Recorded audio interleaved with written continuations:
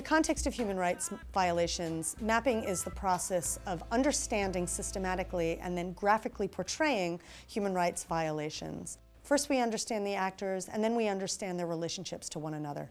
What's important about this mapping exercise is that it includes a range of actors: victims, protectors of human rights, and adversaries, and the position of these actors on multiple spatial levels, that is, the local, the regional, the national, and the international. The groups and the relationships and the channels for activism identified in the mapping help organizations and individuals formulate responses and tactics and provide a platform for the crucial integration between understanding and action. It can help us to untangle the complexities and the dynamics that lead to and sustain human rights violations and abuses. Mapping can be used to identify power structures, for example, the flow of information and resources. It allows for active participation of affected communities. It is flexible, and it can be used to analyze both an overall situation as well as specific types of human rights violations or abuses. Sometimes the difference between a successful and a less successful campaign is knowing which actors to focus on, whom to try to influence or pressure or target. And those actors are not necessarily the ones that we might originally think of.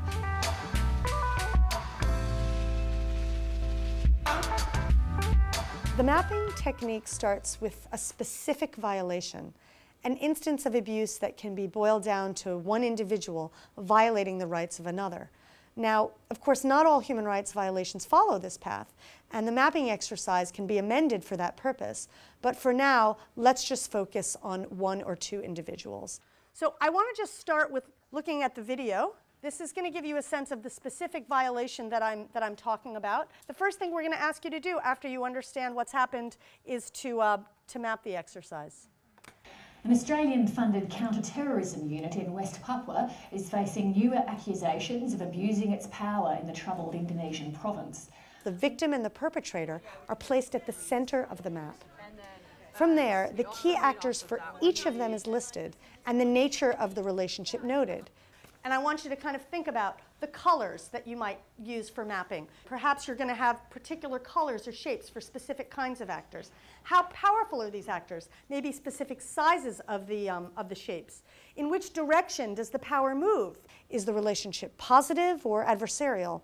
Is the relationship financial or political or social or perhaps even sexual?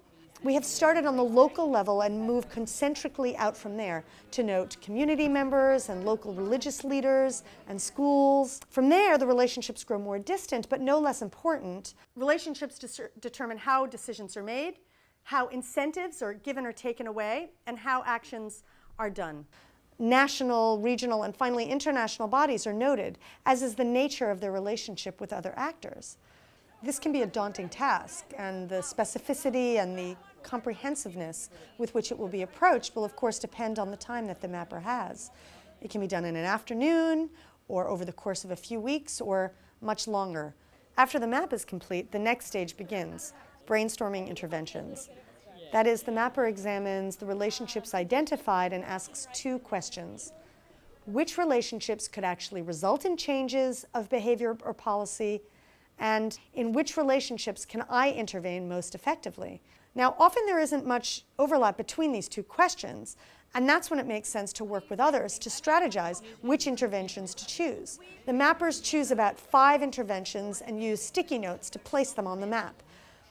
If groups are mapping the same exercise, you can see where there are common points of leverage, and where on the map it might be useful to add more pressure. In this way, actors work together to prioritize the most important levers for change.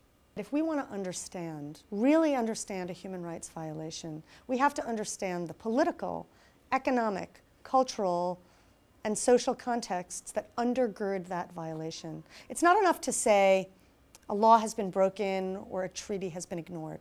If we really want to respond to that abuse, we need to understand the roots of where it came from, and mapping helps us to do that.